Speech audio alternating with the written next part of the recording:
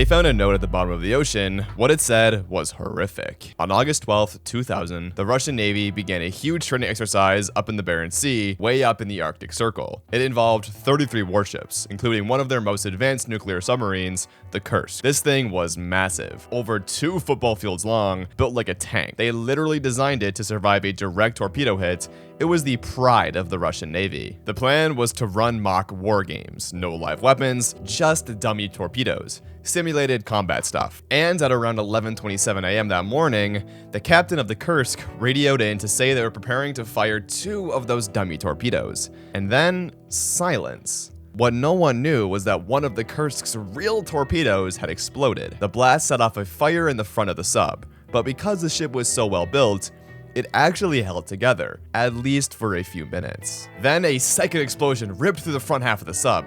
This one did rupture the hull. Seawater came rushing in, and in seconds, most of the crew, especially those in the first 5 compartments, were either killed by the blast or drowned. The Kursk sank, nose first, straight down to the ocean floor, 350 feet below the surface. But not everyone died. A small group of men survived, including a 27-year-old officer named Dmitry Kolesnikov. He was stationed near the back of the submarine when the explosion happened, in the engine room. And because of how the sub was sealed off into watertight compartments, he and 22 others were able to shut themselves into the 9th and final compartment at the very rear of the ship. They were alive, but they were trapped. The lights were flickering, freezing water was slowly leaking in through the walls. They were 350 feet down and completely alone. Meanwhile, on the surface, the Russian Navy told the public everything was fine, just a small technical issue. They even claimed they were in contact with the crew, that they were pumping in air and electricity, and that rescue was on the way. That was a lie. In reality, they had no idea if anyone was still alive. And despite hearing and feeling the second explosion from nearby ships, no one sent help. The families of the sailors were starting to panic.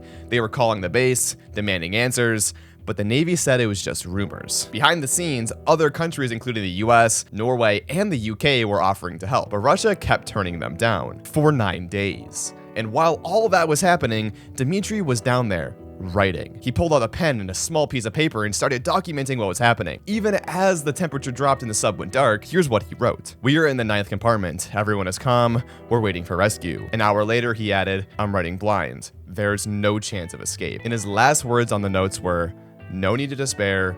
Signed, Kolesnikov." He folded it up and placed it in his breast pocket. Then he sat in the dark with 22 others and waited. By the time Russian officials finally let Norwegian divers into the wreck, it was too late. They opened the hatch to the Kursk and found the sub completely flooded. Dmitry's body was found in compartment 9, with that note still in his pocket. Afterward, Russia awarded every crew member the Order of Courage, one of their highest military honors. The families were given money, housing, and paid education for their kids, but none of it changed what really happened.